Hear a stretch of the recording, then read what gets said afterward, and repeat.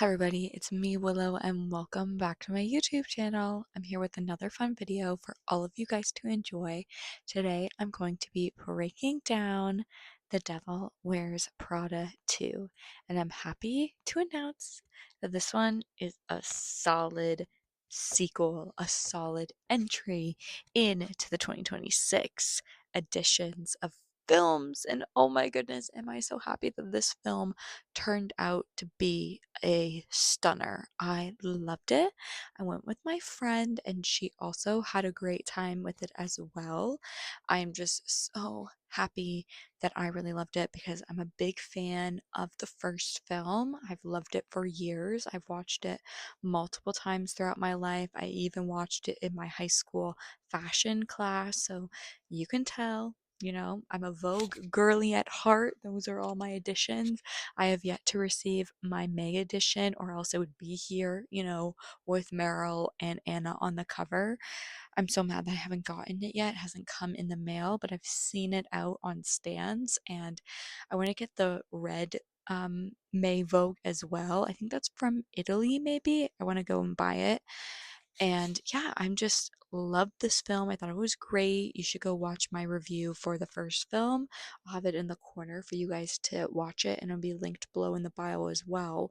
But, I love that film. I think that one's great. I do have criticisms about it, and I do have like maybe a couple gripes with the sequel, but I do think it is solid. We have all of a returning cast practically. We have Meryl Streep as Miranda Priestley. We have Anne Hathaway as Andy Sachs. We have Emily Blunt coming back with Emily. We have Stanley Tucci coming back with Nigel. And we have some of our side characters also coming back as well.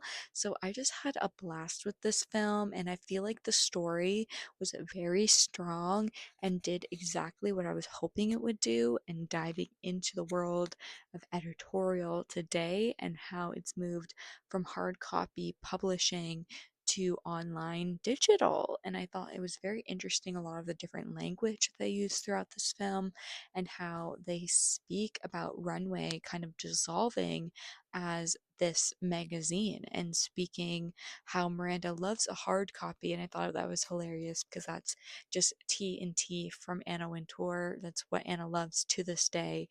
I watched this Vogue podcast they put out the other day, kind of like to market The Devil Wears Prada, and they were talking to some of her old assistants, and they mentioned that, even today, Anna loves hard copy. They have everything on like an iPad, but she needs to have specific things all in hard copy, even if it's like a one line change. She needs that hard copy, and then the final version goes on the digital iPad. And I just think it's so interesting that they brought that trait over here for Miranda to take over. And I just thought it was so well executed. It's as if, 20 years has not gone by for these actors, for these characters. They just slip into them so easily. And I think it was just so seamless, specifically Meryl Streep as Miranda. I think she does the best.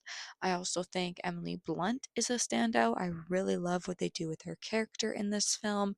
And I do love Anne Hathaway as Andy Sachs. If I'm being honest, I do find her just a little grating. I think she is grating in the first film too, but I thought maybe she would have matured just a little bit, but I felt like she has a lot of the similar quirks of kind of like complaining and wanting a lot of pats on the back. And I definitely agree that I like that as well. But I feel like she's a little bit more seasoned, and how she said that she's like traveled all around the world to get the best story. I just felt like some of her attitude in this film was just a little bit too similar to the naive, fresh out of graduating Northwestern that we saw in the first film. So that would just be like one of my gripes. Like, I know they're trying to keep this dynamic of her being kind of like the beta to Miranda's alpha, and everybody else, like, she's just like the fish out of water here in this fashion world. But I just feel like, she's very experienced. She's all about the expertise. She's being called in, to help revive Runway after this big controversy of them putting out an article basically promoting this fast fashion brand. and everybody comes for Runway, specifically coming from Miranda, saying that she's old, her time's up. And I love how they incorporated social media in here with the different memes and tweets and TikToks. I thought that was perfect and worked very well with trying to incorporate modern day 2026 into a film. I feel like often that's not incorporated very well. I felt like that did work very well in this film, even though a lot of people were like worried about it. I do think it works, and I thought that controversy of using fast fashion was very interesting with the Runway magazine, and having Andy come in to try and do like an apology and try and turn the image of Runway back around to a little bit more integrity, and maybe trying to find other readers. Of course, that causes conflict because she starts to push out some of their regular readers, and they have to try and find a balance between finding intriguing, hard hitting pieces and also clickable pieces that people will actually take the time to read in this fast algorithmic, just scroll past everything day and age of the internet and editorial and articles. And if you don't have something clickbaity, people most of the time don't click on your articles these days, and then you don't have the metric clicks. Like, I just thought all of that breakdown was so fascinating and was done very well in this film. So, with this shift in the tides, we have Irv from the first film, played by Thibodeau Feldman, hires Andy to be one of their editorial workers. And now Miranda and Andy, they have to work together after 20 years. And I really like the dynamic. I feel like Miranda is still the big boss, but it's obvious that times have changed, and a lot of the actions and languages and just kind of how she acts is now not acceptable in this like woke, I hate using that word, but the woke world we are in. Like, I love the different incidents where they're having like these meetings breaking down what they're going to do for the new editorials, and Miranda will just say these like offhanded comments, just how she is in the first film, critiquing, and she'll say certain things like, oh, I need to plan like my suicide, or like she's saying like N- oh my god, body negative, and she says, oh, body positive, but why? Like, oh, just all of that is so hilarious. And how her assistant Armani, who's played by Simone Ashley, I'm just so happy that she was able to get a better cameo in this film. How she was like axed from F1 last summer. I'm so happy that she's so prominent, and honestly, she is the best dressed in this whole film, in my opinion. Simone Ashley has some of the best outfits. She has this one like brown fur outfit that you really only see for like one moment, and it is a stunner. She is gorgeous with her blowout, her sunglasses. Oh my goodness. People need to hire Simone and put her in more stuff. She is a leading lady, and I'm just so mad that she's not in more stuff. But I thought she was fantastic, and I love how she's always trying to reel in Miranda. And it's obvious that she really has her head on her shoulders and she knows what she wants, and she's interested in fashion, but she's also interested kind of like the business side, and she's a really good assistant. She's always helping Miranda, always getting her what she wants. She does it fast and quick, and I feel like she works well with her second assistant, which is played by Caleb Heron. And if I'm honest, he kind of gets on my nerves every once in a while, but I felt like he really fit well into this role. I felt like he owned it. He wasn't too over the top. I felt like he did just enough of his kind of like character, and my friend also commented that she liked him in it as well. So good job, Caleb and Simone. I like them as the assistants.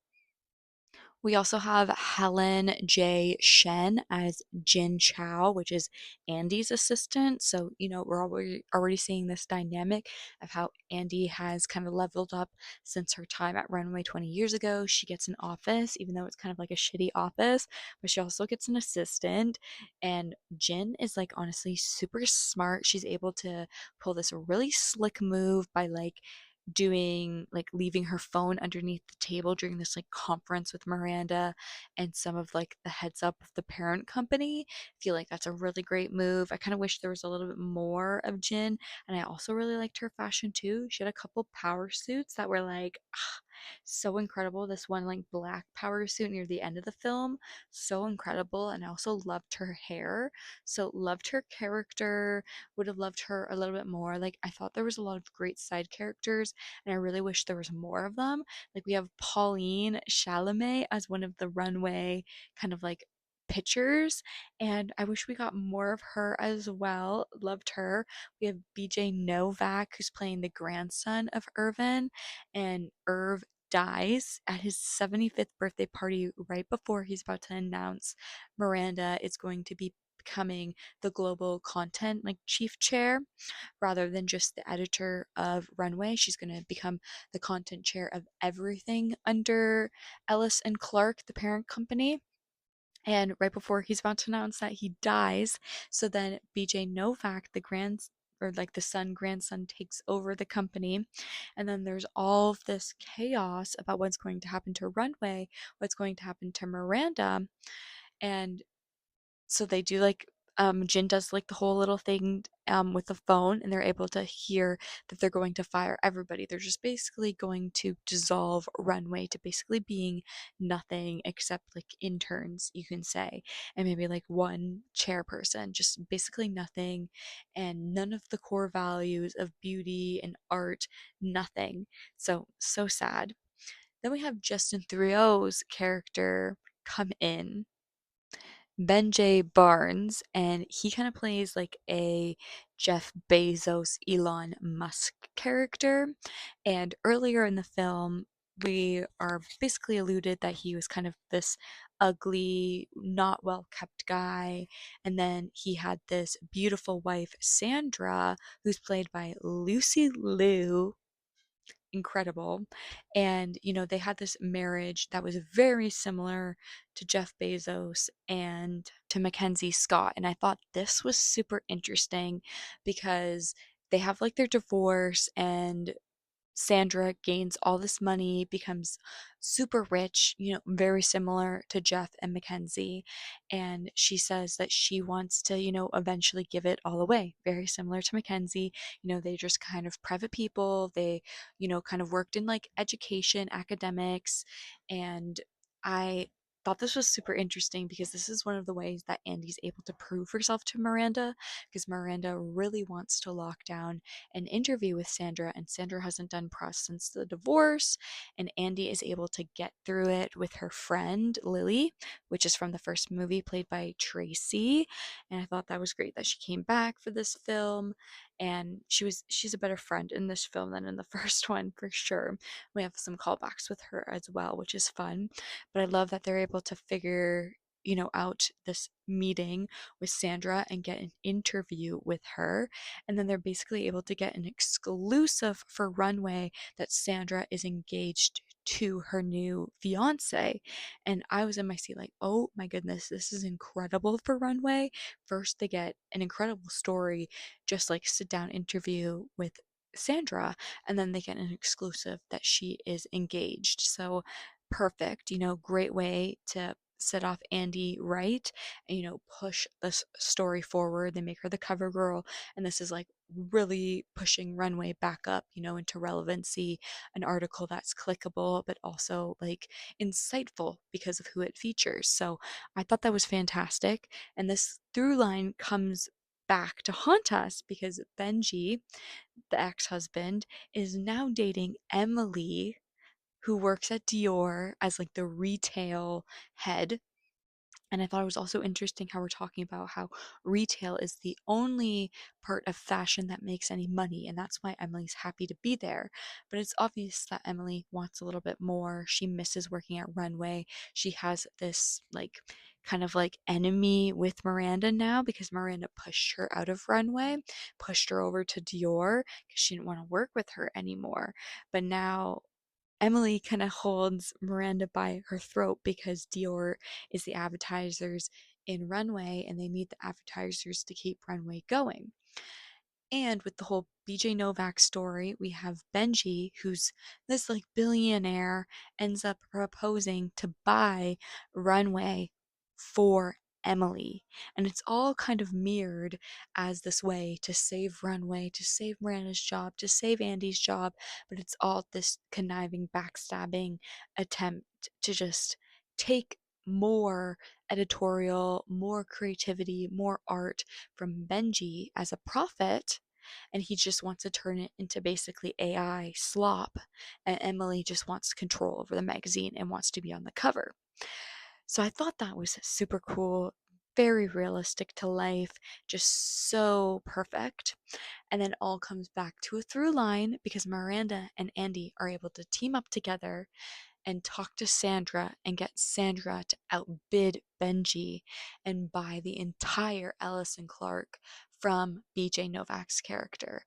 And I just thought it was fantastic and beautiful and just women, powerful, knowing what the worth of art is and listening to the actual creative directors and not just looking for AI slop and profit and what's going to get them the fastest money in the moment. So I thought it was great to have the Sandra character kind of represent Mackenzie Scott and her humanity, her anthropology, and her that side of her brain, the anthropology side of the brain, the culture side of the brain, the moment of setting trends and what that does to society. And I also thought that was beautifully reflected as well in the Da Vinci scene when they are setting up their little gala in Milan Fashion Week and they come to this like church where Da Vinci's Last Supper is painted on the wall, and Miranda mentions to Andy that this is one of the only depictions of the Last Supper that doesn't have the halo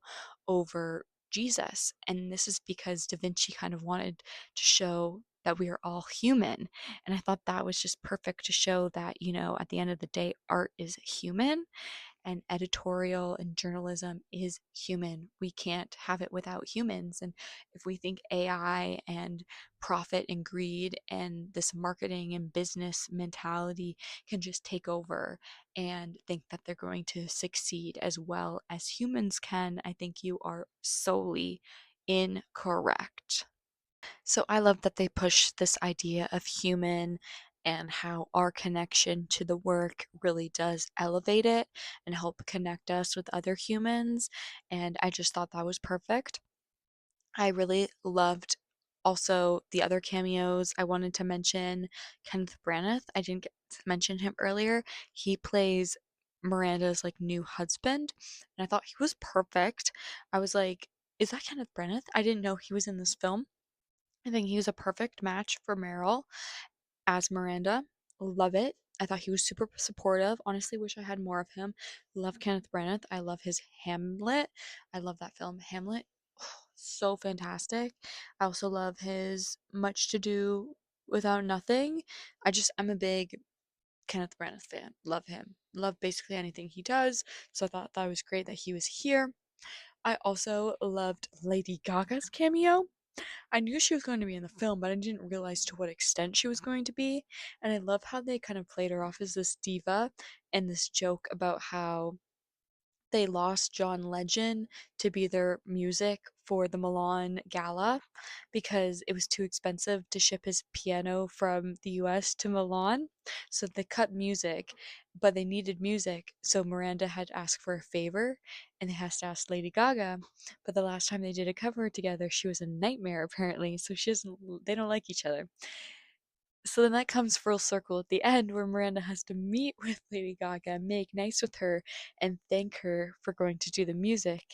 I thought that was great. So beautiful. And then we got a new Lady Gaga song called Shape of a Woman. I believe that's what it's called. And then the credits, we get Glamorous Life. 3 new Lady Gaga songs for this. Thank you. And the Mayhem Deluxe album is supposed to be coming out soon too, so I love this as a Lady Gaga fan. It was incredible. Loved her cameo. I thought it was perfect. I also Love how much they give Stanley Tucci as Nigel kind of near the end, where Andy and Miranda kind of have to leave and team up, and they don't know what they're going to do because Miranda's supposed to be the keynote speech at the Milan Gala. So I love that they're able to give it over to Nigel and show that he has proved himself through all of these years. He's stood by Miranda's side, or, a couple steps back to the side, as Nigel said in the film. So I just love that he was able to get this speech, get this level of recognition, and also having Miranda thank him and basically acknowledge that she has not been giving him the credit that he deserved for all these years staying at Runway and just really helping to elevate it and just not complain, getting the work done, coming up with new innovative ideas, being a visionary. So I love that Nigel finally gets his dues in this film after being sidelined and pushed around in the first film. Love that. I also think Justin Theroux as Benji is pretty good. I kind of wish, like, I don't love the whole Elon, Jeff Bezos whole thing, and I feel like Emily's done like so dirty, but I love at the end Emily's able to come together with Andy and say that she wants to be friends, and I thought it was so funny that she got demoted from Dior to Coach. I thought that was so hilarious, but showing that, she's going to build herself back up, and even if she made bad choices and threw herself behind this man, she does have her priorities straight. She does want to be a visionary, and she's going to find her way to that. So, love that. I do think it was very interesting to see that side of Emily and just like the side of everybody, honestly. I feel like everybody's a little bit more mellow in this film, specifically Miranda. Felt like at the end, her kind of passing the torch just a little bit to Andy and saying how she's proud of her and she knew that she was going to do great things. And I thought it was beautiful, really showing Andy that she has, done the work and her place at Runway was always meant to be, which is what I thought at the end of Devil Wears Prada. I always thought that Andy was meant to stay at Runway, so I thought this through line of her, being able to go out and become this independent journalist and work with these different things, and then showing how she's like fired by her company after just winning this really prominent award, and showing, it all comes back to Runway, and that's where she gets to end off at the film. I thought was a really beautiful moment, if we're being honest. I thought it was fantastic. It kind of gave me chills. I definitely teared up a little bit. I just, as a young, inspiring woman trying to make my way in the world and get my career going in media, it's really hard, as media is kind of falling apart in journalism and film and TV. You know, it's a dying industry, as people are saying, but humans like us, we're pushing forward as artists and we want people to hear and see our visions. And I felt like The Devil Wears Prada too really does push that forward. And I love this message of artists at the end of the day. That's who creates, and it's not AI, it's not crypto, it's not greed, it's not these business plans, but at the end of the day, it's visionaries coming together to create what humans in the future need. And I just thought that was so well executed in this film, honestly. Now, if there's something that I didn't love in this film, it's definitely the love story between Patrick Brawlmall and Anne Hathaway's character Andy. He's like a realtor and they meet because she's trying to find a nicer place for herself because she has a better job so she could pay better rent. I just felt like it was so dumb. Like we really could have used it more towards like this idea of maybe like BJ Novak and Benji maybe evolving their characters a little bit more and understanding that side of the business, or maybe even giving Emily a little bit more time to understand her character. I just felt like we didn't really need this love story for Andy. Like, I feel like her love is journalism and fighting for that, fighting for her career. And I just felt like, we were that close to having a film where a female did not need a love interest and her love could have just been her job. But nope, we're not allowed to have that. So I didn't love the love story. I felt like that definitely could have been cut. We could have just focused more on the storyline, filled those like 30 minutes more with like the actual interesting storyline of the magazine and what's happening with it behind the scenes. So that's one of my gripes. And I felt like maybe they could have dived deeper into fast fashion and maybe developed some of the side characters a bit more. Like I said, would have loved to have a little bit more of Simone and Kenneth Branagh and like even more of like the cameos. Like we had a lot of little moments, like we had Donatella, we had Marc Jacobs, we had Winnie Harlow. Lots of great cameos, honestly. We had John Batiste, like we had Jenna Bush, like some of the wildest cameos. And I just think it's crazy, because there you weren't supposed to be involved with the Devil Wears Prada and now Devil Wears Prada 2. If you're in the industry, you're in this film. So I just love that. And so yeah, I would have developed maybe the side characters just a little bit more. Felt like we could have axed that storyline of the love between Patrick and Anne's character, and we could have given the side characters a little bit more ambition and maybe fleshed out a little bit more of the editorial stuff. I would have loved to see more of the stuff Andy's writing, or maybe even given us just a little bit more of the fashion and showing us a little bit more of the breakdown of how they're making the digital online scape. Like we get to see it a little bit with Andy submitting articles, but I feel like it would have been cool to have like a scene, kind of like the cerulean scene where they're breaking down an outfit, whereas they do it here on the digital online, or even like a fashion shoot. Like we don't get a single fashion shoot shown at the milk lab, where they get 2 days at the milk lab to shoot some content. I would have been interested to see some of that. So I feel like that's some of my criticism. They could have maybe dived just a little bit deeper with some of that stuff. But overall, this is not like the surface level film I thought we were going to get. I really did like it, and I do think some of the fashion does stick out. I don't love all the fashion. Me and my friend noticed a lot of ties and a lot of sequins. And from what I remember, like last year, 2024, 2025, ties and sequences, like I guess ties have kind of been in and out with like tie skirts. And some people have been wearing ties with, I guess, like the siren fashion. But I don't think ties were like super in because like Andy, almost every single outfit she had a tie. And then almost everybody else kind of had some sort of like necktie or like a scarf or something. And then everybody, Andy, Emily, Miranda, they're all in sequences. Like I don't know why. At one point Andy has a sequence tie on and Miranda has a sequence necktie on. So I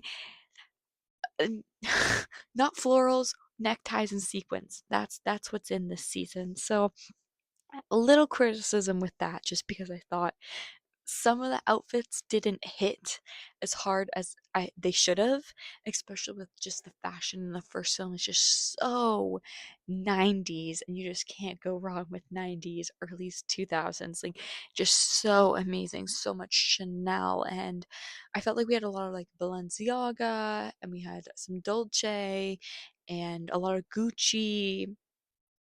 So I don't know. I felt like some of them were hit and miss. Some of them were incredible. Miranda had this one black suit on that was so fabulous. We had this one tiny like 30-second shot of Andy in this like all black, like black tank top, black capris, sunglasses on, her hair up. Literally 30 seconds. It was one of my favorite outfits she wore in the whole film. And you barely even get a whole like look of it. I really liked Emily's fashion as well. I thought she was probably some of the best, which is makes sense. Even though a lot of people don't love Dior, I guess Dior's kind of hit and miss. I don't think that was Jonathan Anderson's Dior. Pretty sure that was a little bit more Maria. I don't think it's Jonathan. It didn't look like Jonathan's Dior at all, which would make sense because he kind of took over while this film was in production. And so I felt like maybe it was some more like Galliano pieces, and some archival stuff, and then maybe some Maria. But I love the Dior stuff that Emily was wearing, and I think Emily was one of the best dressed in the film. And again, I really loved what Jin was wearing. I thought her outfits were super on point, very like business kind of siren esque. And I thought what Armani was wearing was beautiful. Simone Ashley is just gorgeous and loved every single fashion moment with her. So yeah, overall, I felt like the fashion was a little hit and miss, and I felt like we kind of only had like one, maybe like two montage scenes, and none of them lived up, to like the Vogue scene, of course. So yeah, I don't know. I wish we had maybe like I love all of the different, editorial stuff and the meaty, gritty stuff that we were able to dive into. And I do think the Last Supper, Da Vinci artist human moment is the closest we get to any like really poignant scene from the film. Like obviously we have like the Vogue montage and the cerulean speech, and even like the moments between Andy and Miranda in the car, I feel like in the first film have a lot of heft and weight to them. Whereas here in the second film, I feel like there's not a lot of heft and weight in a lot of the scenes, except for that Last Supper Da Vinci scene. That was definitely a moment I teared up just a little bit.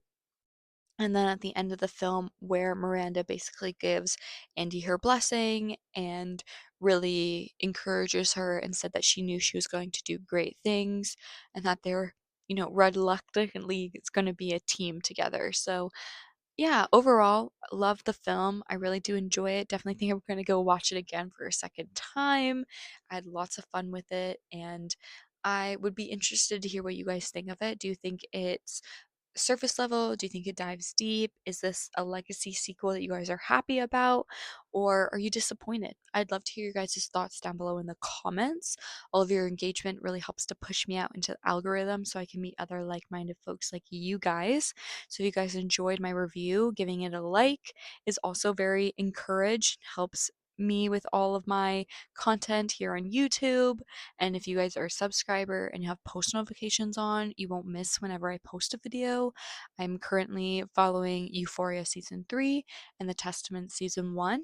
I also post film reviews similar to this one weekly here on my YouTube channel, and I post other pop culture content like awards breakdowns and festival content. We have TIFF coming up in September, and I'll be on the ground for that. And we also have Venice and Cannes coming up shortly. Cannes is only a couple weeks away. So I'm so excited because we're going to have so much film news. May is literally going to be so flippin' busy, so packed. People want me to review off campus. We have back rooms coming at the end of the month.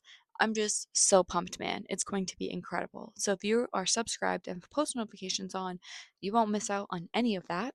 So thank you guys so much for following and just connecting with my page. I'm also on all the major social media accounts. You can follow me at Letterboxd, Serialized, Instagram, TikTok, the Awards Expert app, all at Willow D. Steele. So give me a follow on all those social media platforms. Thank you guys so much for all your support. I can't wait to hear what you guys thought of Devil Wears Prada down below. I definitely think the performances and the story are very strong. Love the music. Think the fashion could have been maybe just a little bit better. But overall, I had such a fun time, and I think the sequel is solid. Let me know what you guys think down below. And until my next video, keep getting lost in film, guys. Bye.